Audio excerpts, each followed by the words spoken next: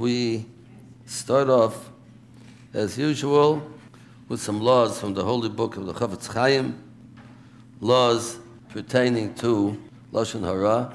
Now, he brings over here a very interesting opinion that it's permitted to speak Lashon Hara about Balei Machloikis, people who cause arguments and tension and bad feelings between people. Some people love to do that.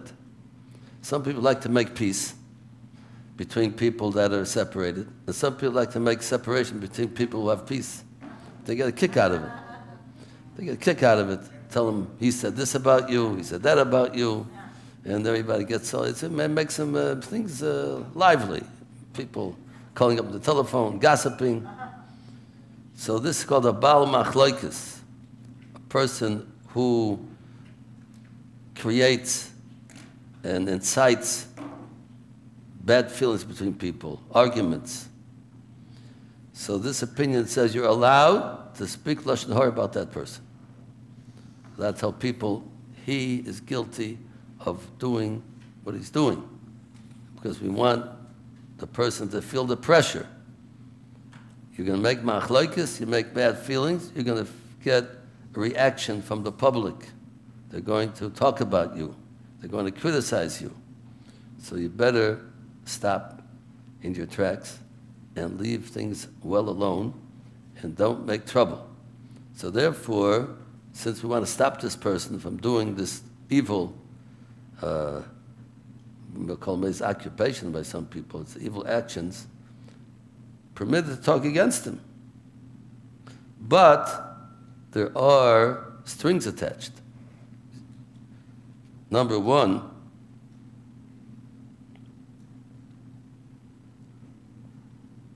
he has to do it in such a way that people will recognize the actions of this person and how sly he is, and they will take action to stop him. It has to be for a purpose, not just he'll go around talking about the other person. They'll make more machlokes. More people are probably aroused and people getting upset. It has to be for a purpose of stopping the one who's doing this evil action. Now, he has to know by himself that he saw and he heard, but he cannot act on hearsay. Somebody says, he's about machlokes over there. That's not good enough. The person who wants to talk against him must know for a fact with his own his involvement in knowing what's going on firsthand, but not through hearsay of other people saying things. Because you never know. You hear things secondhand, it could be not the real facts. Number two, a person must have in mind to help the situation. No ulterior motives. The person who he wants to talk about, he dislikes him for the longest time. He never had a chance to talk against him because it's Lashon Hara, but now, finally got his chance. This person, I'll be able to get him. If that's what you're thinking, forget about it. You have to be thinking, I want to talk against him because I want to improve the situation. I'm doing it because I want people to be together, like each other, and that's my sole purpose. Not to get anybody, not to talk against somebody. I finally have a chance to talk Lashon Hara, so grab the opportunity. It has to be L'to Elis, it's called, for a good reason. That's what your intention has to be. Number three, if there's a different way to accomplish your objective, if you're able to stop the machlokes, stop this person by not speaking against the person, so then you have to take that option. There's no other option, so then it's permitted to talk against them. But if you have a different way, a different means of fixing up the situation, without talking Lashon Hara, so then we have to take the other means.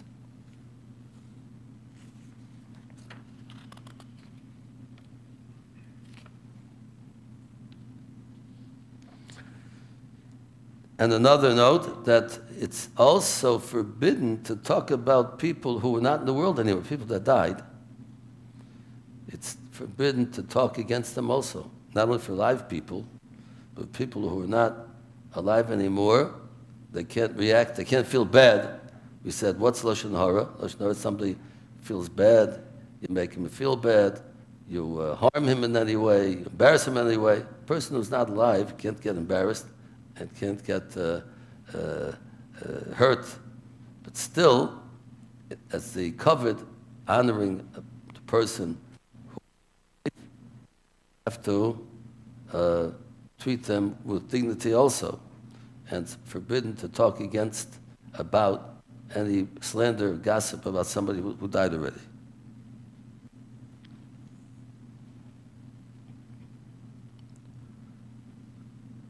Now,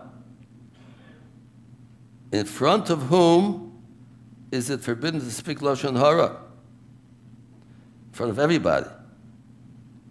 Whether you're relatives or non-relatives, even, get this, even to a spouse. It's forbidden to say Lashon Hara to a spouse. That's a hard one. Unless there's a purpose for it, unless there's a reason for it. For instance, let's say that your wife is running a business and she is very nice about people. She doesn't look in any way that he can do anything wrong, and her husband knows that she's selling things with credit to people who are not trustworthy. He's allowed to tell her, don't give credit to that person. I know them from a long time ago, or for a short time ago. They're not honest, and they will not pay. So then it's permitted, like we said many times before, if there's a purpose for it, not just gossip, so then it's permitted to tell his wife, or the wife to her husband, whatever it is, to be careful. Or two partners in business together, and one partner is taking care of the business angle and selling and buying. The other partner is allowed to tell him, Yankel, don't give that guy credit. He's not trustworthy. You can't cash on delivery. Otherwise, credit is going to not be for our credit.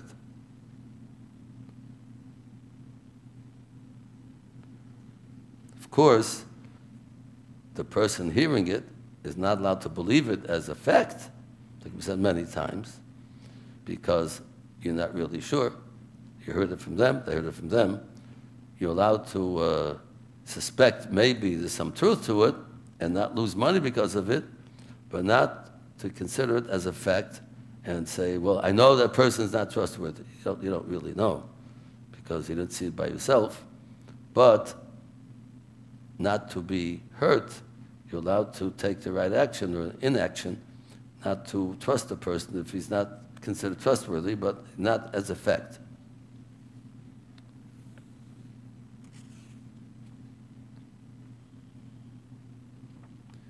But there are wives and husbands who have the habit of saying everything they know. They come home at nighttime and they say all the gossip that they heard about this one, about that one, and it's not supposed to do that, even though it's not easy to, especially if the husband says, I'm your wife, I'm your husband, you can't tell me. Who can you tell? But you say, yeah, but God said not to, who can I tell? I'll love you just as much, but I can't tell you. It's Lashon Hara. So maybe instead of gossiping at night, they should come to a Torah spot and use their time that way, or study Torah, or do something more constructive than looking forward at nighttime to tell over the gossip that they heard during the daytime.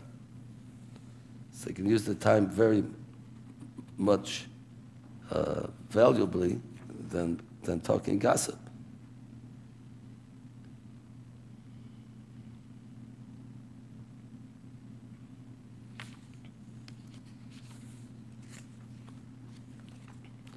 Okay, those are for our laws of Lashon Hara for tonight.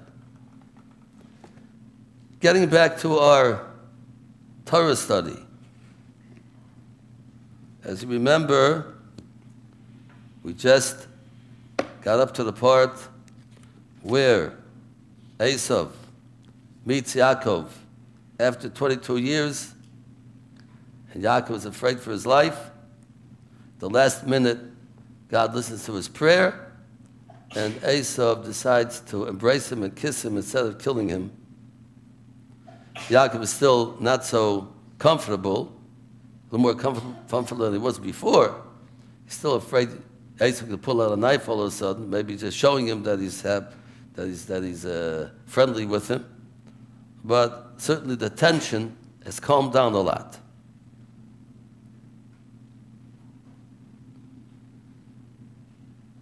So Yaakov tells Esav that the present that you received from me was to find favor in your eyes.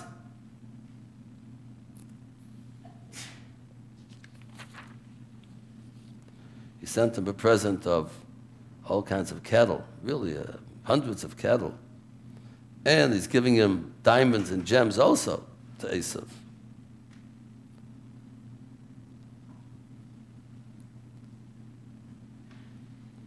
So Esav tells Yaakov very important words over here that we have to delve into. But remember Esav, I'm quoting the pasuk, and it's number 1 on our sheet. Yesh li rav. Esav told Yaakov, I have an abundance of possessions. And we'll see the significance of this word soon, as we see Yaakov's answer back to him. And then he says, Achi hilecha asher lach. Number 2, my brother, leave for yourself that which you have. I don't have to take the present from you. Take it back. Keep it for yourself. That's the simple meaning of the words. Achi hilecha asher lach. But there's much more of a significance in these words.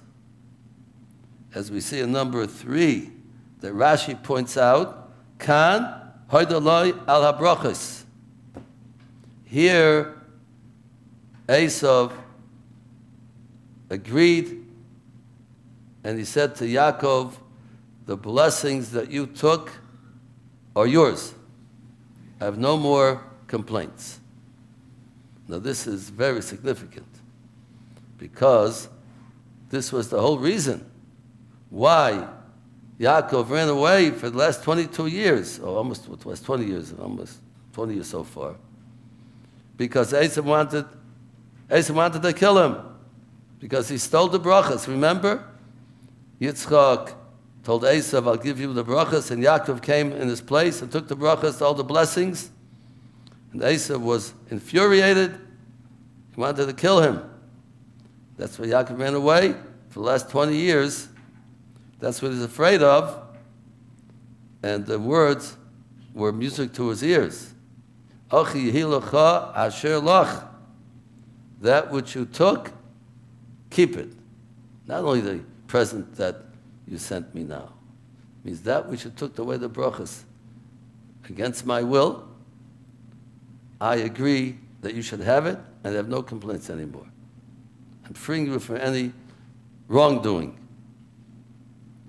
Of course, over history, always comes up again. Esav keeps bringing up, Yaakov, you stole the brachas. But Esav himself, at this point, is willing to give up the brachas to Yaakov.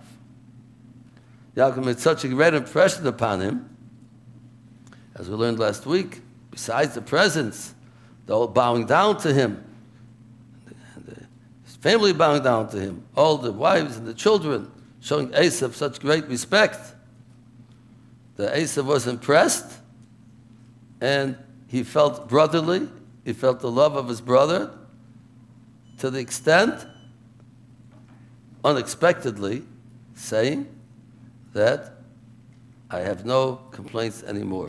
Relieving you from any wrongdoing. He took the brachas, because Esav really knew that Yaakov deserves the brachas, not him. Esav knew who he was. Esav knew who Yaakov was. And he, down deep, he knew that the brachas really belonged to Yaakov, not to him. Of course, we learned before that Yaakov was the Bechor, but in a certain way. So this was a very significant. But Yaakov knew that's not good policy to take back the present. Because right now, Esav was in a good mood, a jolly mood,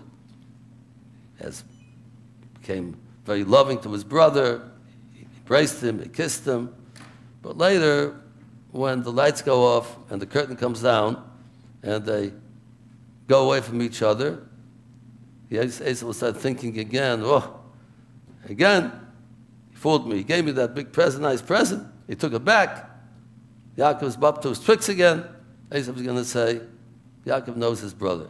No, he said to him, please, if I found favor in your eyes, take my present from my hand. And then he says a funny kind of phrase that we have over here in number 4. I see your face, like the sight of the face of an angel. Your face, imagine that saying Esav like an angel. What angel is he talking about over here? Your face to me, Esav, is like the face of an angel. Which angel? Who? Remember before? He had a fight the whole night with the angel. And who's that angel we said? Esav's angel. Every nation has an angel above through which God gives the life and sustenance of that nation. The angel of Esav came to fight Yaakov Avinu. We discussed that at length before. And that's why an angel has a very special look on his face. I don't know exactly what anybody who see an angel, maybe could describe to us if we saw an angel. I don't know what exactly what it looks like, but it's a very sort of scary, outstanding look on his face. So he said, Esav, you look to me like an angel. You're so honored in my eyes to me. Why did he say this to him? He said on the surface, he's telling him a very nice compliment, and they're saying how distinguished you are, so special you are. You have to take my present. But Rashi points out what he really wanted to do, Esav to hear, wow, he saw an angel. You mean he saw an angel? And he got away with it. He can be able to see an angel and he just walks around and no problem. I better not start up with him. If he sees angels and he's able to talk to them and get along with them, so I better not start up. But that was really the underlying purpose of Yaakov telling Esav what he told him. On the surface, he's telling him, you're such a wonderful person, you look so great, you're so outstanding and distinguished. But he really wanted Esav to get the message that don't set up with me, because if I can get along with angels and get away with it, fought with your angel, I got away, I can fight for you for sure. So this is what the significance of what he said over here.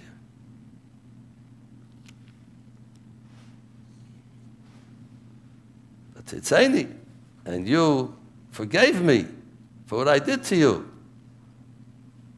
You're worthy of getting this present from me. Look, you forgave me. You told me, you told me, take what you have, keep it for yourself.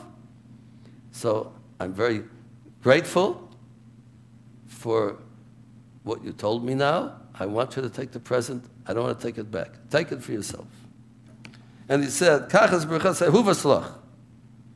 take my present. Number 5. Asher Huvasol, that was, I went to, the way I translate over here,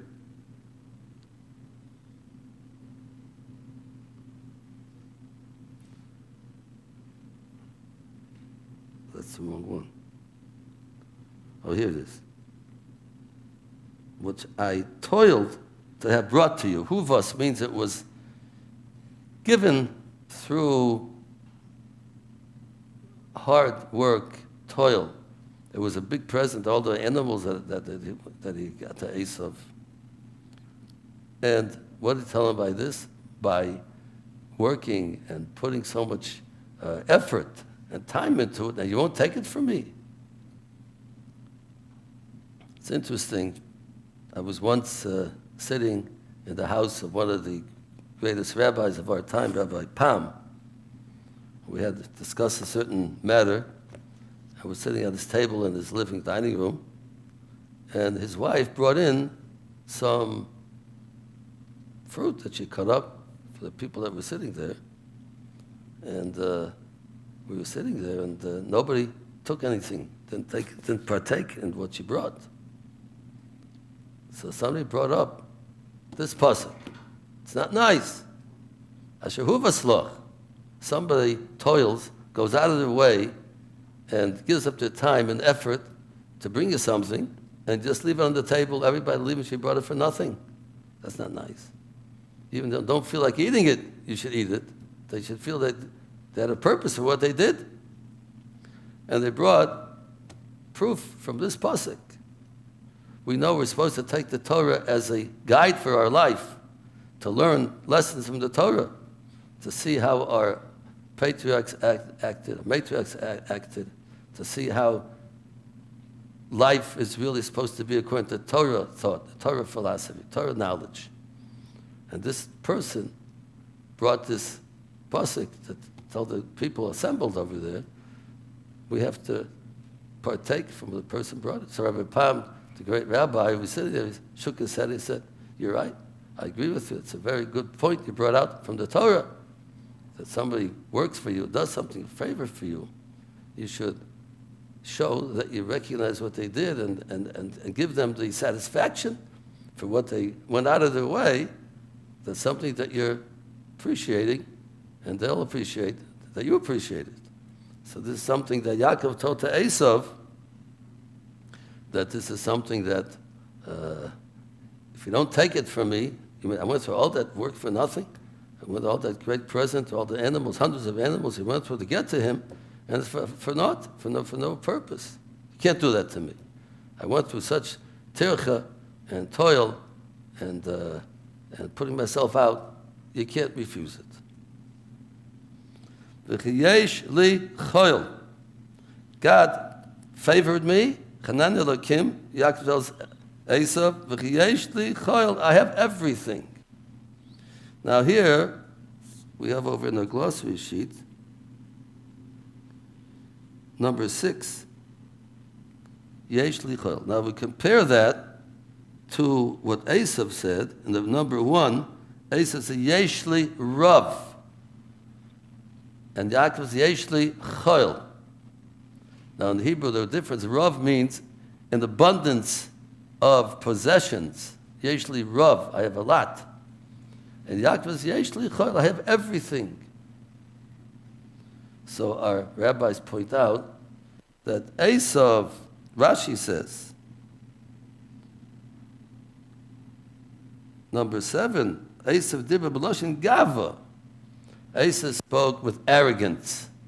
I have so much, yesh li rav, way more than I need. I have money in the bank and real estate in Arizona, and who knows, bank accounts in Switzerland. That's yesh li rav. I have abundance of possessions all over the place, showing how rich he is, how much he has, showing off. Yaakov yesh li choil. I have everything that I need. Even though he had much more than he needed. God blessed him with riches, with many things. But he didn't want to brag about it. Yesh li choil. I have everything that I need. Not to brag. That's the difference between the way Yaakov talks about himself, Esav talks about himself. That's just one little word of difference. Shows a different characteristic, different type of people that they were. A little bit deeper than that. We say every day in our prayers and the brachas in the morning, we thank God for everything that we have. They gave us the power to see, the power to walk, gave us clothing to wear, we're able to move around. We thank God for everything that we have. And one of the brachas, she'asa li kol tzarki. You gave me all that I need. I don't know how many people can say that with a real feeling. God, you gave me everything that I need. Most people think they don't have what they need. Most people think, oh, I wish I had so much more. So many things I'd like to have. It's a better car, and a better house, and a better this, and a better that, and who knows what. He said, I was a little cold, sorry, everything that I need so much. I don't have what I need. A lot of people feel that way. But a true servant of God knows that we're in this world for a certain purpose. And God gives us what we need to be able to fulfill that purpose that we're here for. If God gives us a lot of money, that means we have to use that money for the right thing. He didn't give us money just to go to Las Vegas and blow it and lose all the money. He gave us money for a certain purpose. If God gave a poor person who doesn't have much money, well, that's what he needs for his purpose in life. Whatever we have in our possession, that means God wants us to live with that, use that, because that's our goal, and that's what we're supposed to be doing with our life. Shasli kol tzarki, everything that I need, I have. The rich man says it, the poor man says it, because that's all I need. If that's what God gave to me, that's all I need, because that's what my purpose in life is, to live with that. If a poor person is, that's what I need, because that God wants me to be. I don't want to be the rich person. I don't want to be a rich person for. God doesn't want me to be rich. Why do I want to do the opposite God wants? God wants me to be poor, so I want to be poor. God wants me to be rich. I want to be rich. That wants me to do. Because whatever situation I find myself, I know that that's what I'm supposed to be. That's what I'm supposed to use what I have in order to do God's will. That's my purpose in life. Like the Reis Chavas Havava says, we quote him so many times before, the duties of the heart, the great Sefer, Chavas Havavas, says the poor person thanks God and the rich person thanks God. The poor person thanks God. He says, oh God, I'm so happy you didn't give me all that money. If I have so much money, I have such a responsibility to use it the right way. Who knows? If I had a lot of money, maybe it'll be hard for me to part with that money. Most poor people say, if I had that money, would I give charity? I would give to so many people. It's easy to say it if you don't have it. When they get it, they say the story of the guy who went to buy a dozen eggs. So he said, how much is a dozen eggs? The guy said, it's $1. It's $1. Across the street, he's selling a dozen for 60 cents. He says, why don't you buy it by him? He said, he doesn't have any left. He said, if I didn't have any left, I'd charge 50 cents, he said to him. He said, I've done for 60. If I didn't have it, I'd sell 50 cents. It's easy to be a nice guy if you don't have it. But once you get it, it's a different story. So this is something the poor person says, thank you, God. The person is a pious person. I don't need all that money. Too much, and you might feel that I'm not doing with the money what I'm supposed to do with the money. So better I don't have it. The rich man says, naturally, thank you, God, for giving me this money. I'm able to live nicely and everything. If I'd be poor person has his own nisyonos, his own testing in life. The poor person sometimes has complaints to God, why you make me so poor and so difficult and so on. The rich man says, if I'd be poor, who knows if I'd be able to have the right kind of attitude. Every person in his circumstances has to be satisfied that that's what my lot in life is, to be what God wanted me to be. So this is what we're saying. Yaakov is, I have everything I need. Because whatever God gave me, that's what I need, because that's my purpose in life. Esav said, I have so much extra, so much abundance, I have much more than I need, because Esav wasn't the Yaakov. Because Esav, he wanted to go to Las Vegas and go on the vacations and go here and go there. That's what he needs everything, just for his comfortable life in this world. That's what Esav is thinking about. Yaakov is thinking about being a servant to God. Whatever he gave me, that's what I need. So it's very significant in the difference of the words koil and rav in this what we're saying here.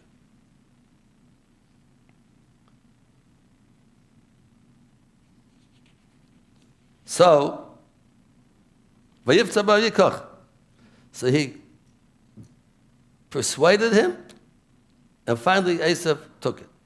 He agreed to take it. It wasn't so easy, but after Yaakov told him all these things, plus finally Esav decided to take the present, which Yaakov knew that's the best thing for him. So Esav said, now he's good relationship with his brother. Nisav and Eilecha. Travel, let's go. And I'll go together with you. Of course, you have a lot of children, a lot of cattle, so on. Esav didn't have his family with him. He had all his men that, of course, they left him after a while. But I'll do you this great favor. I don't have to go so slowly. I don't have any children with me, young children. Yaakov had no young children. Says about, since we're brothers, we made up now, we're in good terms.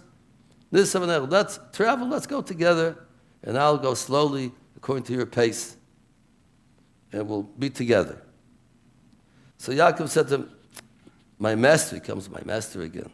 You know, the children are very young and delicate, and they have so many sheep and cattle, young cattle, calves. I'll push them one day, all the sheep are going to die. I can't, I have to go very slowly. I can't go quickly. I hate to hold you back. Please go in front of me. I beg of you, go ahead of me. Number 9, you should travel ahead of me and go to your place where you live, and I'll take my time according to the needs of the children, of the animals, until I come to you and say, I'll get to you sooner or later, but you should wait and schlep the whole time with me, waste all that time. No, it's not worth it. Yaakov doesn't want Esav to be.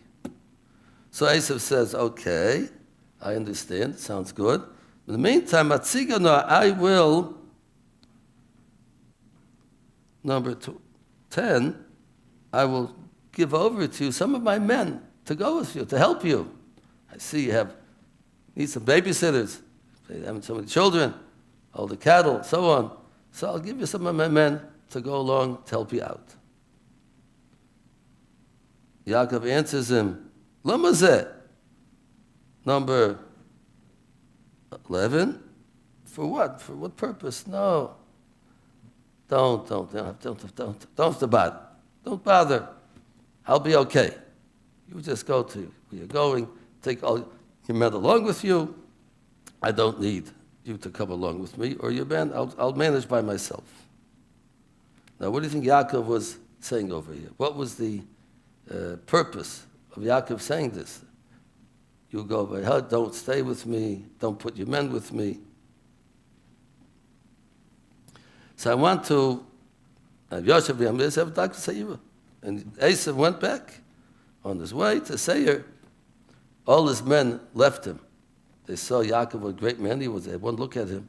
This Esav, we don't need him. They left him. Yaakov, by the time he went back, Esav was by himself. The 400 men that he's with him, they deserted him. But I want to say over some words of the holy Rambam, Maimonides, to explain what's going on over here. What Yaakov's telling Esav, don't wait for me, don't give your men to me. Here we have the words of the holy Rambam in this wonderful sefer, Yad HaChazaka, the Rambam wrote, Maimonides, I'm sure everybody heard Maimonides, it's not only the hospital, they named it after a great man.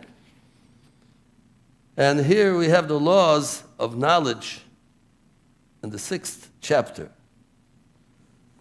It's worthwhile just to say the whole thing, but the time won't allow to say everything, but just to take some excerpts of what the Rambam is saying. Of course, we have some of the beginning of on our sheet over here. I gave somebody wants to look up the Rambam, I wrote it down over number 12. And he starts off the chapter. Derech, and this is number 13. Priyasa shall Adam. The way, to make it more literally translated, the way of the creation of man, this nimshach, b'dei Eisav u'b'masav, that he should be influenced in his thoughts and his actions. Achar Rayav Vachaveirav. After his friends and his people that he knows. That's the way God created man. A man is influenced by his surroundings, by the people he deals with, people that he's connected with. And he conducts himself like the people of the place that he lives. He's influenced. He becomes part of them. Therefore, number 14, Tzarech Adam l'schaber b'tzadikim. A person must attach himself to the righteous people and sit near the scholars all the time in order to learn from their actions. Because since a person learns from those people that are around him, therefore he should make sure that he's the right company, the right friends. Because whatever they are, that's what he's going to be. Certainly to a certain extent. And he should further himself from the wicked people that go in the darkness in order that he should not learn from their actions. King Solomon says, quotes from the Sefer Mishlei, Proverbs from King Solomon, he quotes, Holech chachamim, those who go with the wise ones, Yechim will become wise. And those people who stay around with the fools will become broken. And it brings other words from Psalms from King David, boiling down to the same thought. And he says, listen to this. If a person lived in a country that the way people conduct themselves, it's in a bad way, and the people that live in that country do not go in the straight path, they're crooked, they're not good people, he should leave the country and go to a place where the people are tzaddikim and act in the right proper way. We have a lot of laws coming up in our society today, so anti-Torah, anti-human, that they keep making all these terrible laws that they're passing in this kind of state and other states. We really should leave and go someplace else. The problem is, where do you go? Wherever you go, it's the same thing. That's what he says. All the countries that he knows about, they're all the same way. They are conducting themselves. Want to make a free society. Everybody can do what they want. So what should he do? Like in our time, the Rambam says, this time is like that. There's no place where you have good people that are acting the way they should. Or maybe he can't go to that place because there are difficulties reaching that place, or he's sick. He should stay in his house by himself and don't mix with the people outside. The Rambam say, you can mix with those people, you're going to become bad like they are. It's even hard to say what the Rambam is saying. It's so hard to understand. And let's say the people that he's living amongst are so bad, they won't let him. They'll come knocking on his door, breaking down his door. Come on. Like in Sodom, right? They wanted to break down the door by Sodom. Remember the story of Lot? The people who took the guests into his house, and they wouldn't allow that. They were breaking into his house. How could you do such a terrible thing, to take guests into your house? They're breaking down this door, try to do something to him. What should he do? He should go out and live in the cave and live in the desert. That's what he should do. If people are so bad, there's nobody to, if there be such a thing, there's nobody to be able to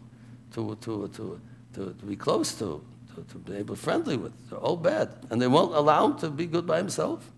You have to leave. You go and live someplace. On desert island. Why? Because you don't want to become a bad person. You want to be a good person. Yaakov Avinu, Esav, he knew Esav is not the person he wants to be friendly with. Esav said, I'll stay with you, we'll go together. He said, no, we don't have to stay. Give me an excuse, it'll take too long. He didn't want Esav to be friendly with him because he knows Yaakov Avinu, the great Yaakov Avinu, but he tzaddikim, tzaddikim are wary of themselves. Maybe he'll learn something from Esav. Esav is the Rosh, is the wicked man. Please go to your home, go to your country. I'll catch up with you. He never went there, but he just told him that. I'll give some of my men to be with you. No, I don't need your men. You just take your men and go home, and I'll be me, you be you. But he didn't want to have, he was afraid. The Rambam saying, don't get close to people that are wicked. Just keep by yourself. Yaakov had his family, he had his servants that were all tzaddikim, they're righteous people. Those are the people he wanted to be close with. That's what that told him. But that what the Torah is teaching us over here. This was to learn from everything we study in the Torah. It's for us to learn a lesson from. We have to, Rams Lefikach, a person should attach himself to tzaddikim, to righteous people, to scholars, to people that go in the right way, the righteous way. That's what we have to associate with. Those should be our friends, our associates that we live with, that we are friendly with, in order for us to learn from their good deeds, but not to be influenced by bad people. So this is what Torah is teaching us over here in this. And so Esav listened to him, not realizing probably really the real reason that he didn't want him. He just didn't want to bother him. But really the reason he didn't want to have any associate with him. We met, we made up, we're good friends, and now I'll call you once in a while, write you a letter, but in the meantime, let us be by ourselves. Okay, some interesting things coming up with Yaakov, but for tonight, that's what we're holding by. So now we could go to any questions or comments anybody might have. Okay. Rabbi, I find it, you have children. You should have some parental control of your child.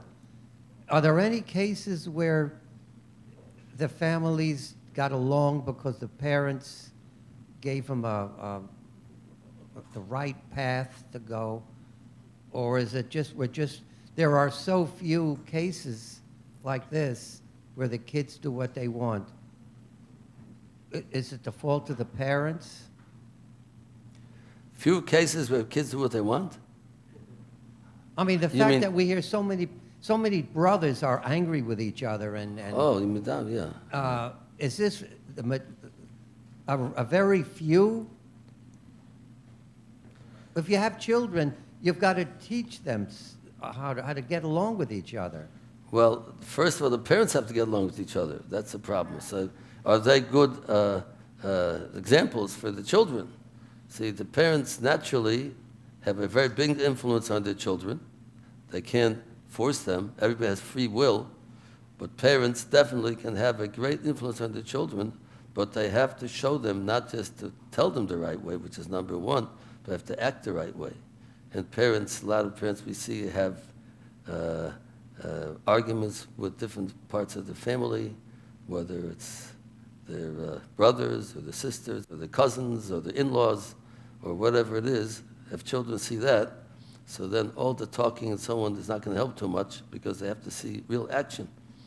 And even then, you can't be sure, but naturally the upbringing of the children in the home, the way they're taught and the way they're shown by example has a very big influence on the children, no question about it. But, so when we see this sibling rivalry, I hope it's just a bare, small percentage. Is there a way of saying that it's very rare that these children despise each other? No, I wouldn't say it's rare. No, I'm sorry to say that it's not rare. Are you talking about Yaakov and Esav sibling rivalry? No. Don't use that term for Yaakov and Esav. There's a whole different story. There's a difference between this world and the world to come, between good and bad, evil and good, and straightforwardness and righteousness. It's not civil right. This is something godly and not godly. It's not it's plain simple, petty kind of sibling rivalry that we talk about. This is something of great people having different philosophies in life and what's godly and what's godly, what's not godly is totally different than the petty kind of actions of brothers. It's way above that, way past that. We're talking about the greatest of the great. And I think as we go along and study more and more, we see that there's more to it than just that. Something to a whole nations coming out. Yaakov's nation, Esav's nation, and Haman's and Hitler's and Mordechai's and Moshe Rabbeinu. We're talking about nations and people and movements and eternity, and we're talking about a whole different thing. We're not talking about little kids fooling around, pettiness. We're talking much more than that. I have a question here. Why do so many Haredi men wear white shirts?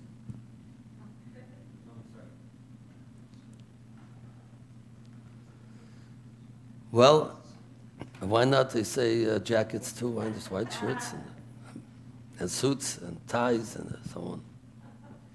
I don't know why white shirts, and black hats and so on. The answer is like this.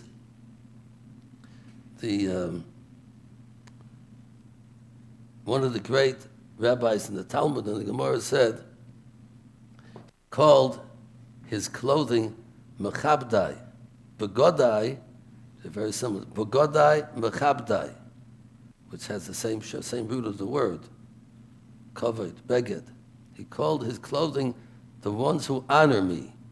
Those are the honorers, the people who honor my clothing is what gives me honor. The person, God made man, Tselem Elokim, whatever that means, in the form of God. Of course, God doesn't have a form, but we discussed this in previous occasions. But whatever it means, which we won't delve into right now, but a person is godly. He has a neshama, which is a soul, which is totally spiritual, and he has a body. And this body that a person has, Divine soul? yeah, well, I don't know what you mean by that, but divine, I guess you can call it that. He has a soul. And he has a body.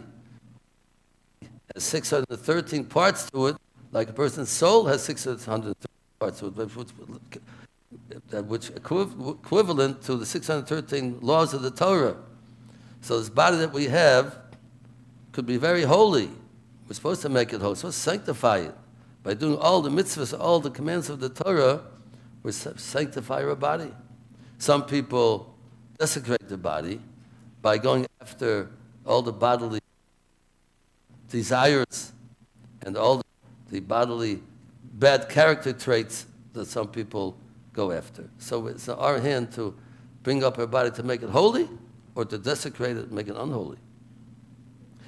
So we, as a Jewish nation, we're working on sanctifying our bodies, not desecrating our bodies. And we consider the body very holy. When a person dies, we are obligated to conduct ourselves with the body with very, very strict laws, showing great respect to the body that was alive at one time and connected to the soul and doing all the mitzvahs of Hashem. The body is considered a very holy thing.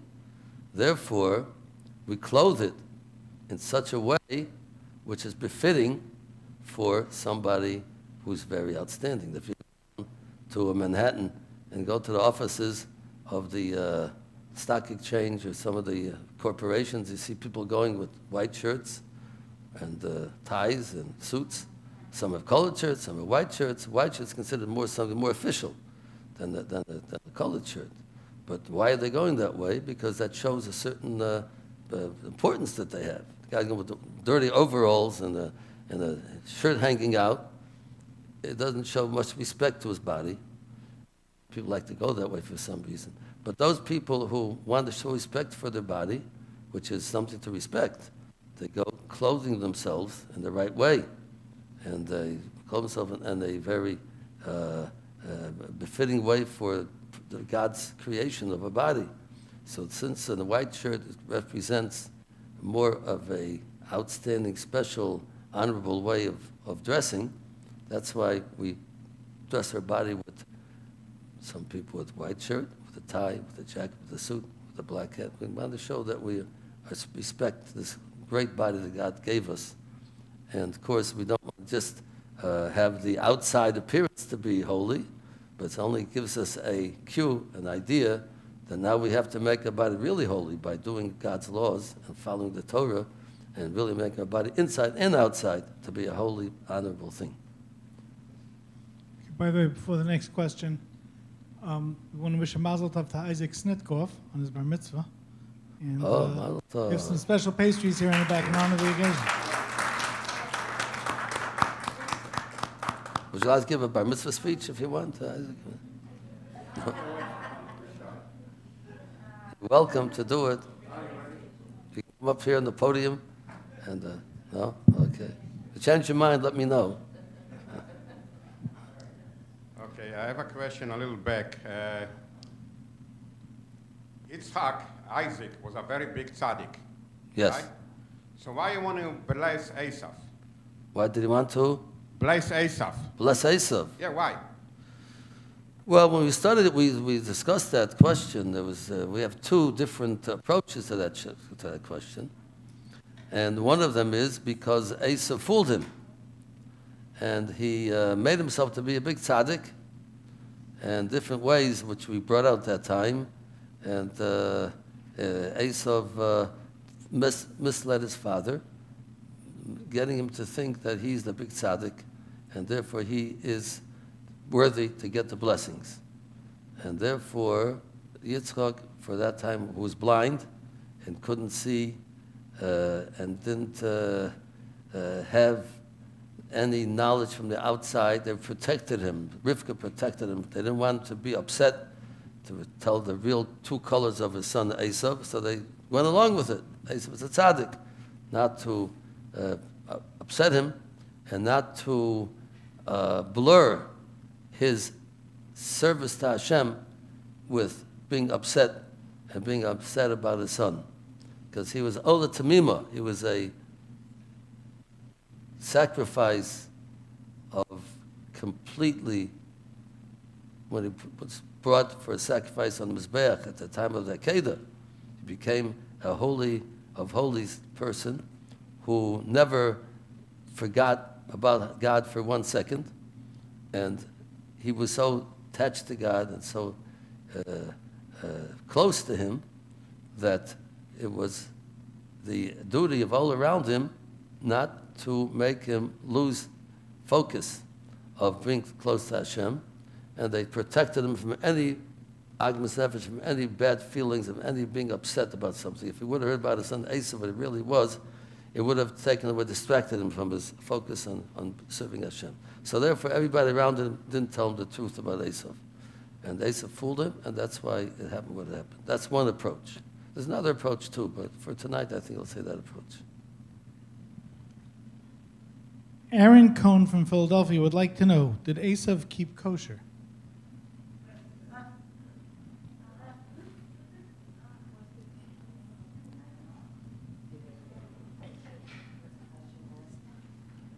Well, when Yitzchak told him to bring the food to him, when he wanted to give Esav a blessing, so he told Esav to go and hunt an animal and make sure that you shecht and slaughter him according to the Torah law. He told Esav, be careful, because I don't want to eat anything that's not kosher, even though the Torah wasn't given yet, but he still kept kashrus. Avram kept kashrus, Yitzchak kept kashrus. And we're told Esav, Lahavi, Lotzutzayid Lahavi. Esav was so sure of himself and so anxious to get those blessings, he decided he's going to go and get food for Yaakov, Yitzchak, even if it won't be kosher. He has to bring this food to Yitzchak to get the blessing. Why he wanted food, we discussed it at that time, why Yitzchak wanted food before the blessing. But it was necessary for him to have this food before. And therefore he decided whatever it takes, he's going to bring food to Yaakov. So you see, he was not that careful about kashrus. So I'm sure that when he's in Yitzchak's house, he kept kosher. But out in the field, it looks like he wasn't that was strict about kashrus, because he was ready even to give his father, who he respected so much, more than anybody that we can imagine. He respected him, but still, it came to his own pleasure. He was ready to give his father non-kosher food. So you see, he was not that careful about it. That's what my answer to the person.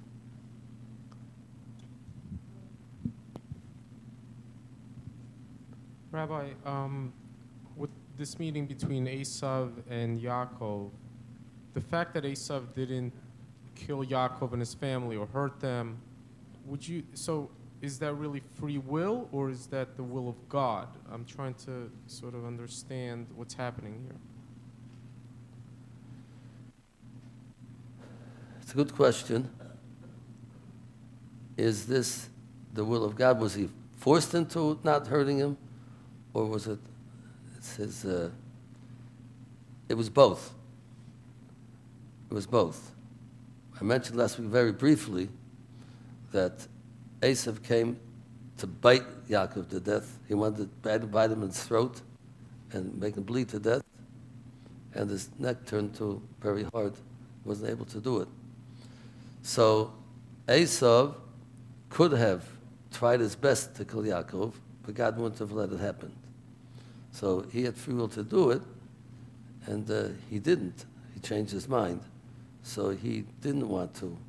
Depends on different opinions over here, exactly what Esav was doing. But the way we basically, we went with the opinion that he changed his mind the last minute. But if he wouldn't have changed his mind, God wouldn't have allowed him to kill him.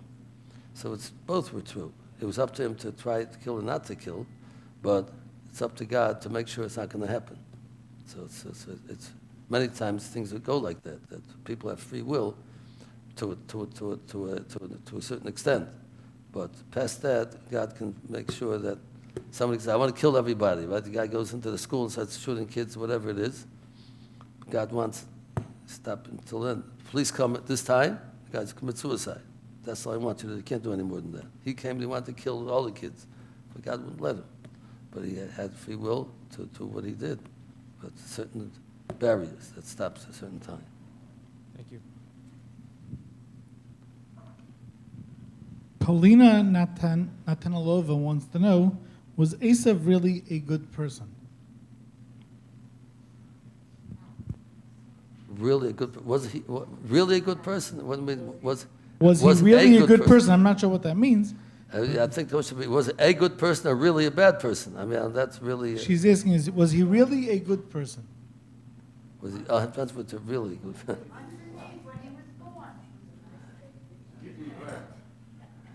I don't know what they mean when he was born. I mean when later on. That's what I mean.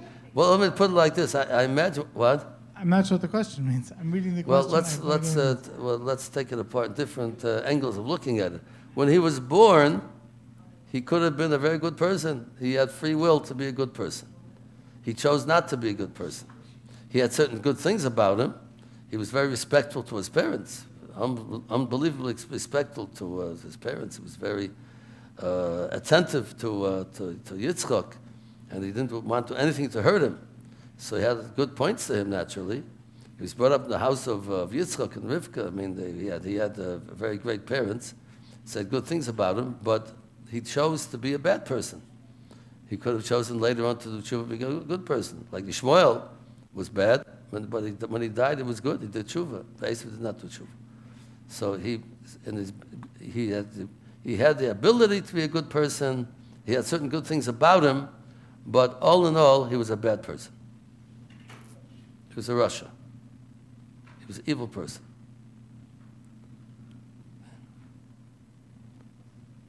Any other comments or questions?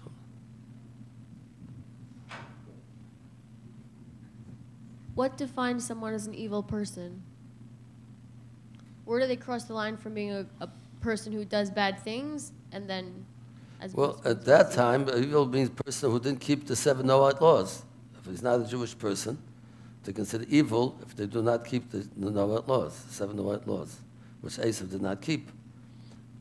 He was a murderer, an adulterer, and he did many served idols.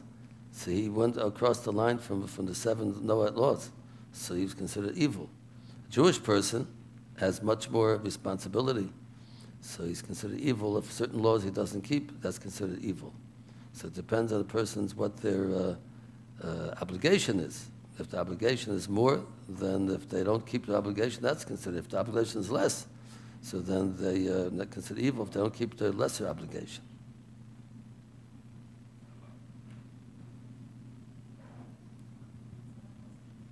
Harry W. wants to know, what gives us the right to judge a person about whether he's evil or not?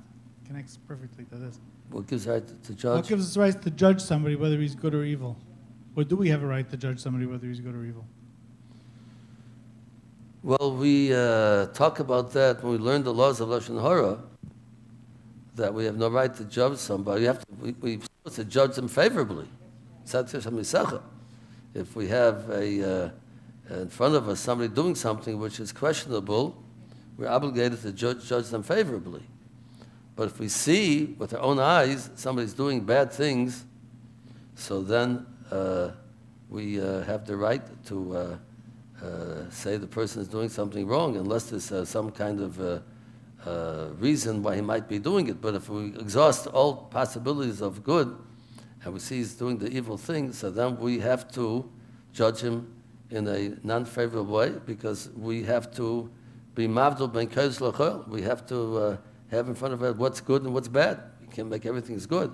Some of these things are bad in the world, things good in the world, and we have to have a definite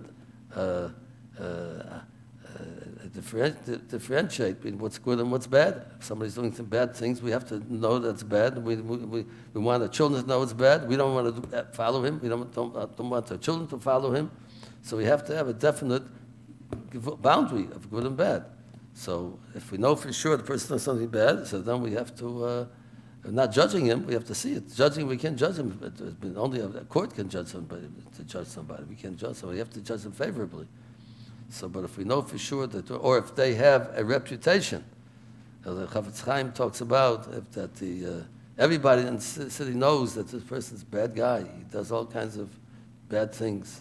Even I didn't see it with my own eyes, but it's just a known fact in town that the guy's no good. Everybody talks about it. So then we consider him a bad person. But otherwise, we cannot consider him bad unless we see with our own eyes.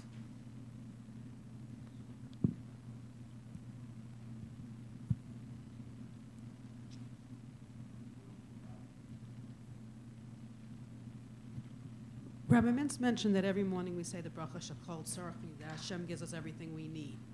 If a person buys like a weekly lottery ticket, is that contradiction to the bracha? And does the Torah have any thoughts on whether one should or shouldn't buy a lottery ticket each week?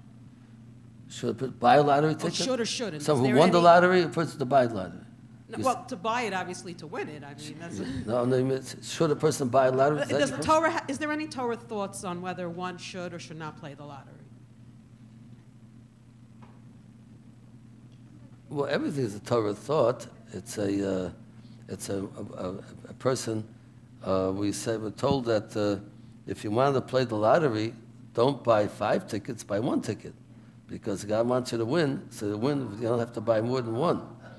So that's especially unless it's a lottery with only 10 people in it, you want to buy 5 tickets, whatever. But if it's a million people, what's no difference, 10 or 1?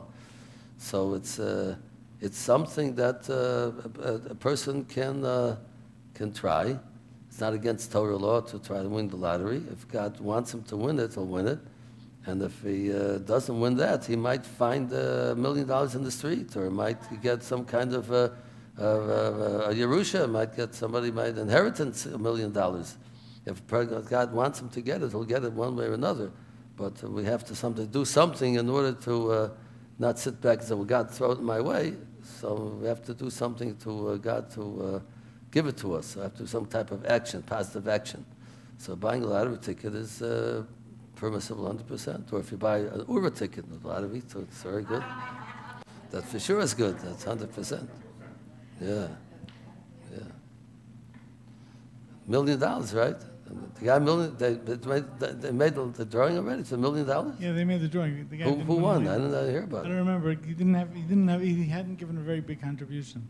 He gave yeah. He had not given a very big contribution. So it was Oh, I don't know if I hear about it. How do you like that? I guess it wasn't me. I guess so, I would have heard about it. I have a question about who was Abraham's son Isaac the first child to be bar mitzvahed? Why can't I see who's asking the question? Who's the, what? Renee. Isaac's mom. Oh, here. Oh, I couldn't see you. Yeah. Okay, now I see you. Oh, the question I had was Abraham's son Isaac. Right.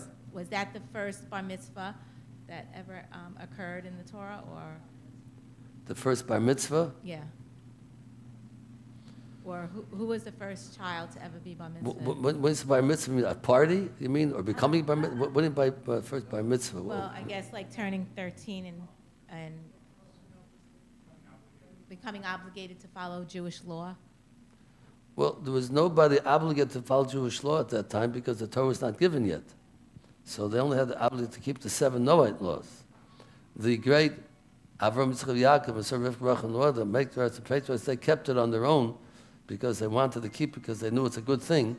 But there's no obligation to keep it until the Torah was given on Mount Sinai. Now, you brought up an interesting point. Is there such a thing as a bar mitzvah by a non-Jew? A Jewish person, we say, he becomes obligated at 13. By a non-Jew, most opinions say he becomes obligated before 13. 13 is only a Jewish age. But a non-Jewish person, once a child becomes a person able to understand and choose between good and bad, maybe 11, maybe 12, maybe 9, it depends on the child, they become obligated to keep the laws of the 7 laws at that age. And the bar mitzvah of 13 is only a Jewish age of obligation. But non-Jewish age, that 7 Noahide laws have to be kept once a child becomes smart enough, knowledgeable enough to know what's going on, what right and wrong is, what God is, what a law is, that he's obligated at that time. Some people have the false impression. They think bar mitzvah is like a wedding. A person doesn't have a wedding, he's not married.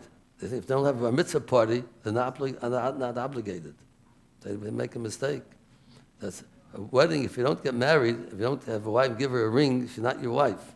But if a person is 13, he can be on Mars, and nobody's around. There's no l'chaim, no schnapps to drink, and no cake. He's 13. He becomes obligated to keep the Torah. You don't need any ceremony. Wedding needs a ceremony, but bar mitzvah doesn't need a ceremony. People make that mistake. If I didn't have the ceremony of bar mitzvah, I'm not bar mitzvah. I can do what I want. That's a very untrue kind of idea people have. We make a ceremony by mitzvah to show that we're very happy that the child has come to the point in his life where he's comes obligated to keep the laws of the Torah. So we make a party to show that we're very happy about it. But that didn't make him didn't make the obligation. The age made the obligation. Baltimore, Michael from Baltimore wants to know, what are appropriate leisure activities for young from teenage boys if they're not so into learning? If they're not so into Torah study? Appropriate, what was the word? Leisure. Leisure activities. What could they do if they're not so into learning? What could they do with their spare time? Well, I would say if they're not into Torah study so much, at least they should try to do mitzvahs. They should do activities which will be considered a mitzvah, like they should help people visit the sick, help feed those invalids, raise money for good causes, go on, what do they call them, on the races, raising money for good causes, whatever, teenagers. But that would be a very good thing, an alternate to Torah study if they can't study Torah for some reason, and do other good deeds. But just for fun, whatever it is, as long as it's kosher fun, I think exactly they can play baseball, and they can run in the Olympics, so they can do all kinds of things. As long as there's no, it's not done on Shabbos, then doesn't have to Shabbos by it, or any of the laws of the Torah. They don't keep kosher, and they don't get involved in activities against the Torah. They can do all these things. So that's not very difficult to find.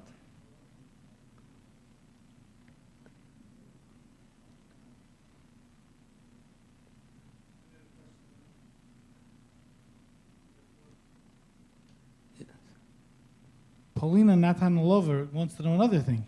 Is it okay to ignore a person if we think that they are, quote unquote, bad? If they're bad, Yes. ignore a So person. how if should they're we, bad. I guess, how should we interact with people who behave in ways that, as Rabbi Mintz said before, make them considered bad? No, we don't want to do that. Let's say people that are good, religious people, and people who are, I don't know what you call bad, people, religious, non-religious, people bad, when they steal things, they murder. I mean, what does it mean bad? I don't know exactly what it means bad. But bad is a very relative kind of term. But depends how bad they are. I mean, it depends if, but we don't want to ignore people. We'd rather, maybe if we'll be not friendly to them and nice to them, maybe if they see people that are not bad, maybe they'll want to become not bad too. If you ignore them, they say, look at those people, they don't care, they're just in their own world, and they're aloof, so they don't want to become good. If good people don't ignore bad people, and they're friendly to them, sometimes the bad people feel, well, hey, they're such a nice person, maybe there's something more to it, maybe I should study, maybe I should become good, oh, my children should be like them, not like me. So you want to be friendly to bad people in order to make them feel that they also want to be good people. If we ignore them, so then they just get more chip on their shoulder and they go further away. We want to bring them closer. So we try to be friendly to them and try to bring them in the fold. They should be good and not bad. To ignore is not a good idea.